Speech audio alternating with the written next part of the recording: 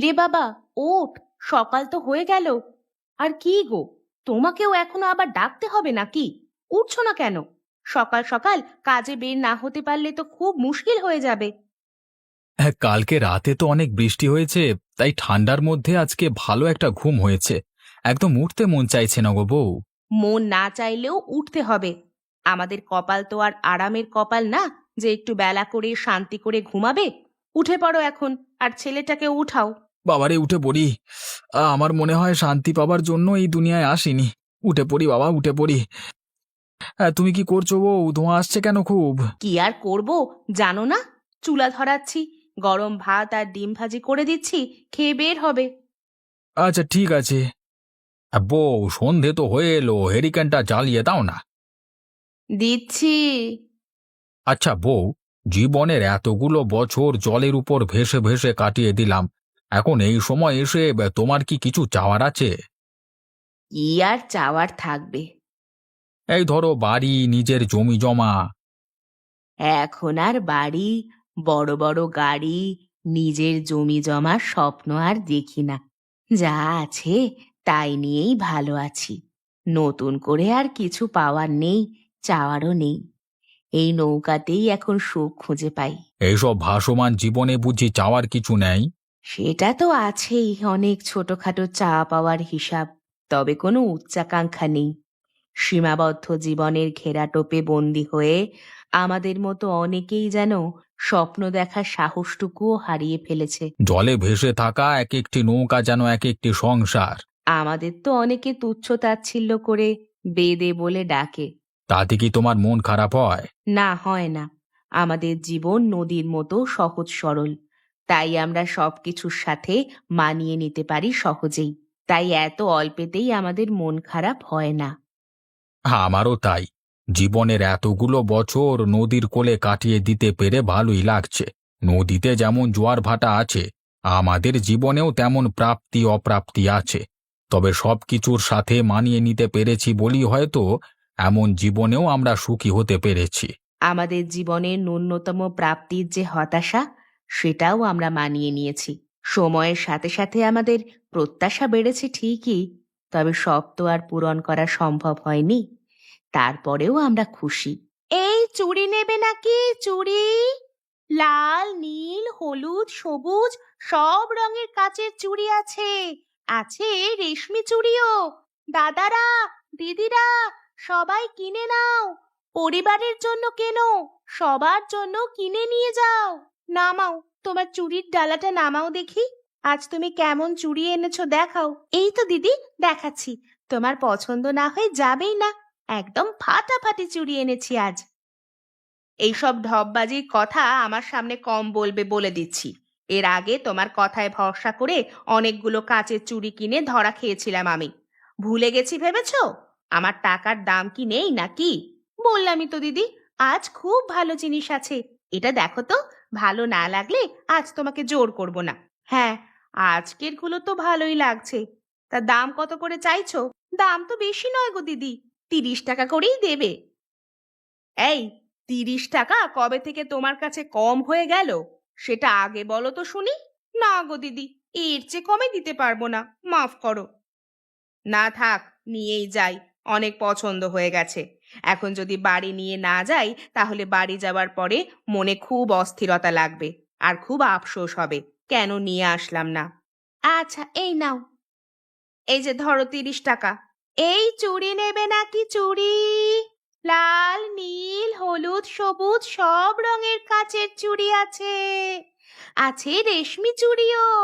দাদারা, দিদিরা, সবাই কিনে নাও। পরিবারের জন্য কেনো, সবার জন্য কিনে নিয়ে যাও। বাবা, আমরা কোথায় যাচ্ছি? নৌকা ভাসিয়ে ভাসিয়ে আমাদের যেখানে নিয়ে যাবে সেখানেই যাচ্ছি। বলো না বাবা, এখন কোথায় যাচ্ছি? এখন যাচ্ছি শ্যামনগর গ্রামের কাছে। সেখানে বড় একটা বহর আছে, ওখানে। আচ্ছা, কেন যাচ্ছি ওখানে আমরা? সামনে তো শীতকাল আসছে, তাই আগে থেকেই এমন একটা জায়গায় যেতে হবে যেখানে শীতের ঠান্ডা বাতাস একটু কম করে আসবে। না হলে তো এত শীতের মধ্যে জমে আমরা বরফ হয়ে যাব। ও আচ্ছা, তাহলে আমরা সবাই মিলে এই জন্য যাচ্ছি। তাছাড়া এক জায়গায় অনেক দিন থাকতে কি ভালো লাগে বলো? নতুন নতুন জায়গায় গেলেই তো ভালো লাগে। এবার খুব সুন্দর একটা জায়গায় যাচ্ছি, যেখানে নদীর চারিদিকে অনেক ফুলের গাছ থাকবে। কাশফুলও থাকবে? হ্যাঁ, থাকবে তো। ঠিক আছে, তাহলে খুব ভালোই হবে। কত সুন্দর সুন্দর ফুল, সাথে কাশফুলও আছে। কত রঙিন প্রজাপতিও আছে সাথে। আহ, চুপ করে বস তো, এত নড়াচড়া করিস কেন?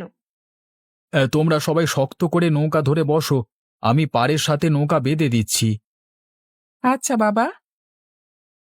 আচ্ছা, এখন শোনো সবাই, আজ কেউ রান্না করবে না আলাদা করে। আজ আমি আমাদের সকলের জন্য খিচুড়ি আর মুরগি দিয়ে দেশি আলু দিয়ে মাখা মাখা করে রান্না করব। খুব মজা হবে বড় মা, একদম পিকনিকের মতো হবে। নতুন জায়গায় আসার উপলক্ষে এই আয়োজন। আচ্ছা, আমরা সবাই তোমাকে সাহায্য করব কিন্তু। হ্যাঁ দিদি, একদম ঠিক বলেছো।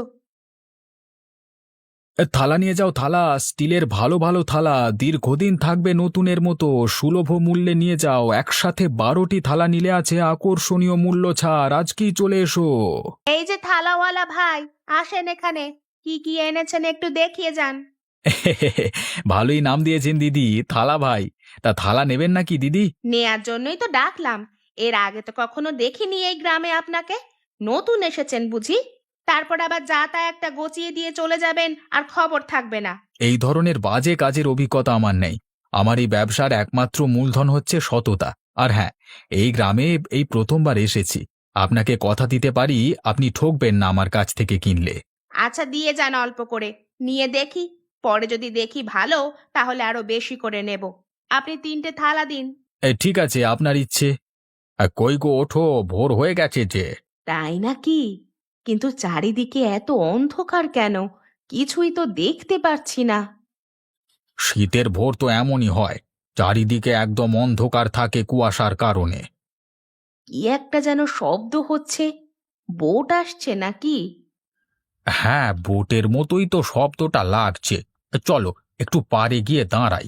হ্যাঁ, ঠান্ডা ঠান্ডা বাতাস, চারিদিকে ভোরের আবছা আলো, আবছা অন্ধকার, সাথে ফুলের সুবাস, পাখির কলতান। এ যেন অলৌকিক একটা দৃশ্য। হ্যাঁ, তুমি একদম ঠিক কথাই বলেছ।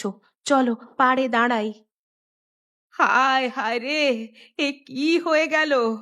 প্রকৃতির সৌন্দর্য দেখতে এসে এটা কি হয়ে গেল? বড় বৌদি, এত চিন্তা করো না। আমি আরেকটু পরে নৌকা পাড়ে নিয়ে গিয়ে মেরামত করে দিচ্ছি। এখন তুমি আর দাদা ভেতরে গিয়ে বসো। হ্যাঁ, তাই চলো। দেখলে তো, পাড়ে নৌকাটা নিতে দিল না। তাতে কি হয়েছে বৌদি? আমি তো জলের মধ্যে থেকেই তোমাদের নৌকা মেরামত করে দিয়েছি, তাই না? এখন তো পুরো ঠিক হয়ে আছে নাকি? হ্যাঁ, একদম আগের মতো হয়ে গেছে। বুঝলে দিদি, পাড়ের মানুষগুলো আমাদের হয়তো অনেক ঘৃণা করে, তাই এমন করে আমাদের সাথে যৎসামান্য সাহায্যও করতে চায় না। হ্যাঁ রে, এই জন্যই ধীরে ধীরে বেদেরা ও তাদের বেদে জীবন এবং পেশা বদল করছে। অনেকেই নৌকা ছেড়ে উঠে গেছে ডাঙায়। কেউ কেউ ব্যবসা করছে। অনেকে জায়গা কিনে বাড়ি করেছে। শুনেছি তারা বেশ ধনীও হয়ে গেছে। সন্তানদের নাকি লেখাপড়াও করাচ্ছে। আর আমরা এখনো বেদের বহরে আছি, যাযাবর জনগোষ্ঠী হয়ে। কারণ বংশ পরম্পরায় আমাদের এভাবে বসবাস। আমরা আমাদের জীবিকার অন্বেষণ তো এখানে এভাবেই করে এসেছি। মাছ ধরায় এখন আমরা দুইজনই দক্ষ। তোদের বড় দাদার চেয়ে আমি মাছ ধরায় এগিয়ে। আমার বাবা মা তারা আগে সপরিবারে মাছ ধরেই চলতেন। বলতে পারিস, এটা আমাদের বংশ পরম্পরার ঐতিহ্য। শ্যামপুর গ্রামে আমি এখন বাড়ি বাড়ি ঘুরে বিভিন্ন জিনিস বিক্রি করে চলেছি। কিন্তু আগে তো সাপের খেলা দেখানোর সাথে সম্পৃক্ত ছিলাম, তবে এখন সেই কাজটা আর করব না। যেখানেই স্নান, সেখানেই থাকা, খাওয়া, ঘুমানো সহ সব কিছু। জন্ম থেকে মৃত্যু, গোটা একটা জীবনের গল্প ছোট এই নৌকাটাকে ঘিরেই। ভাবতেই অন্যরকম আনন্দ লাগে। বর্ষার দিন, শীতের দিনে বাতাস আসে, ঘুমের কষ্ট হয়, তারপরও নৌকায় থাকতে হয়। কারণ আমাদের তো নিজের কোনো জায়গা জমি নেই, সম্পত্তি নেই, আর্থিক অবস্থা সচ্ছল নয়। কুয়াশায় দেখতে পারা যায় না বলে অনেক সময় বোট আসলেও নৌকার ওপর উঠিয়ে দেয়, আমাদের ক্ষতি হয়ে যায়। নদী নালা তো এখন শেষ হয়ে যাচ্ছে। আগের মতো তো আর নদী নালা নেই। নদী আছে বলেই আমরা বেঁচে আছি নৌকাতে করে। এখন যেভাবে নদী শুকিয়ে যাচ্ছে সেটা তো আমাদের জন্য খুবই আতঙ্কের বিষয়। নদীতে ভেসে ভেসে এক জায়গা থেকে আরেক জায়গায় যেতে তো ভালো লাগে। এভাবে এক জায়গায় বসে থাকলে কি আর ভালো লাগবে আমাদের? জমিন মাটিতেও জায়গা নেই, আবার যদি জলেও জায়গা না পাই তাহলে তো আমরা খুব বিপদে পড়ে যাব। কিন্তু এখন তো কেউ আর আমাদের মতো বেদেদের থাকতেও জায়গা দেয় না। এমনকি নৌকাটা যদি কখনো মেরামত করার জন্য একটু ডাঙায় উঠাতে চাই, তাও দেয় না। জীবনে প্রাপ্তি যত কম থাকে, জীবন তত সুখের হয়। এত অপ্রাপ্তির মধ্যেও মনের দিক দিয়ে আমরা অনেক সুখী। সমাজের মানুষের অবহেলা আর অবজ্ঞার কারণেই ধীরে ধীরে বেদে নামটা ঝেড়ে ফেলতে চাইছে অনেকে। এখন অনেকেই নিজেদের সওদাগর হিসেবে পরিচয় দিতেই স্বচ্ছন্দ বোধ করেন। সভ্যতার অগ্রগতির সাথে সাথে তারা ব্যবসা বাণিজ্য করে সচ্ছল হয়ে গেছে, অনেক শিক্ষিত হয়ে গেছে। আমরা কি তাহলে অনেক পিছিয়ে যাচ্ছি দাদা? এখন অনেকেই স্থানীয়দের সাথে মিলে মিশে গেছে। তাদের আচার ব্যবহার ভালো, ডাঙার মানুষও তাদের পছন্দ করছে। অনেকে আবার তাদের ছেলে মেয়ের পড়াশোনার দায়িত্ব নিয়েছে শুনলাম। কিন্তু প্রকৃতি আমাকে মুগ্ধ করে, আর নদী আমাকে খুব আপন করে যেন কাছে টানে। ছেড়ে যাওয়া সম্ভবপর নয়। ফসল তোলার মৌসুমে গ্রামেগঞ্জে পরিভ্রমণ এবং ব্যবসার জন্য আগে তো আমাদের মধ্যে অনেক গাওয়ালে যেত। সাথে থাকতো সাপের ছুরি আর দাঁতের ব্যথা, কোমরের ব্যথা সারানোর ওষুধ। এখন মনে হয় আমাদের মধ্যে সবাই একটি সুশৃঙ্খল জাতিতে পরিণত হয়ে গিয়েছে। তাই এখন বাবা মায়েরা অনেকেই নৌকাতে থাকলেও ছেলেমেয়েরা লেখাপড়া করে বাড়ি বানিয়ে আছে ডাঙায়। হ্যাঁ, সবাই এখন একসাথে এক গোষ্ঠী হয়ে ভাই ভাইয়ের মতো বসবাস করছে তারা। আর আমরা এখন চুড়ি, স্টিলের থালা, জামাকাপড় বিক্রি করে চলেছি, আর বিভিন্ন সময় বিভিন্ন জায়গায় গিয়ে আবার ফিরে আসি বেদে বহরে। এতে নৌকা ভ্রমণও হয়। নৌকা থেকে দেখা গ্রামীণ পরিবেশ দেখার দরুন এক অভিজ্ঞতা। সাধারণ সমতল ভূমিতে থেকে এই আনন্দ কি কখনো পাওয়া যাবে? দাদা, আসলে আমরা যত যাই বলি না কেন, দিন শেষে কিন্তু এই জীবনেই আমরা ভীষণভাবে অভ্যস্ত হয়ে পড়েছি।